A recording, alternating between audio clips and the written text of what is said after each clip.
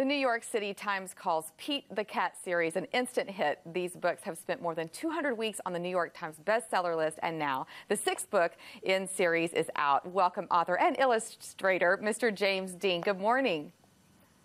Good morning, Amy. Tell me about how Pete the Cat came to be. Well, I was an electrical engineer who secretly wanted to be an artist, and I quit my job when I was 39, and I was painting landscapes.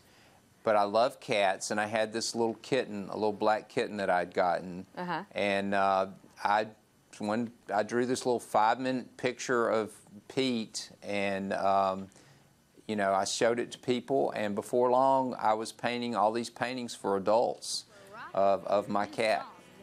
In fact, I read that you and your wife both left corporate jobs in '04 to pursue this dream of being in the arts and doing this passion with a book.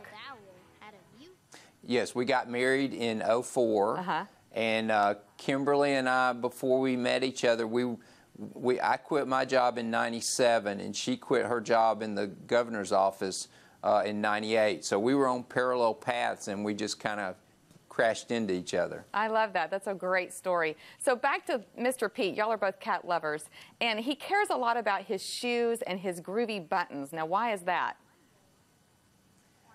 Well, people started telling me that there should be a children's book, and I started asking teachers and people that I met if they had any stories that I could use with Pete. And it's a crazy story about how I met Eric Litwin. But Eric had written a story about a little girl wearing shoes who stepped in blueberries and strawberries, and her shoes changed color, but she didn't cry. So he wanted to put Pete the Cat. He asked me if he could put Pete the Cat into his story, and that's how the first book came to be. How cute. Now he's also into music, is that right? Yeah, my father bought a piano for me and wanted me to play the piano, and I can sort of play the piano, and I wish I could have been a musician. So Pete does things I wish I could do. That's great. Okay, now in this new book, he's actually meeting a new friend. And talk about this story a little bit and how this line came about. Well, my wife Kimberly gets full credit for coming up for the idea of having a platypus in the book. So Gus is the platypus, and he moves in next door to Pete the Cat.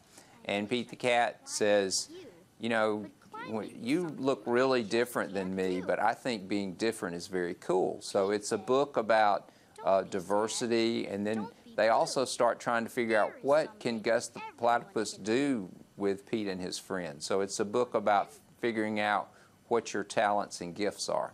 And to embrace those that are different from you. Is that right?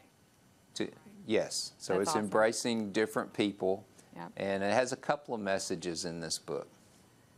Well, it's a precious book, great illustrations. I actually know a couple little people in my life that will certainly enjoy this book, and I know others will. Thank you for joining us this morning, James. Thank you for having me, Amy. All right. Have a good weekend. You can pick up a copy of Pete the Cat wherever you buy your favorite reads, and I know those little ones are going to love it. And we'll be back with more broadcasts right after this.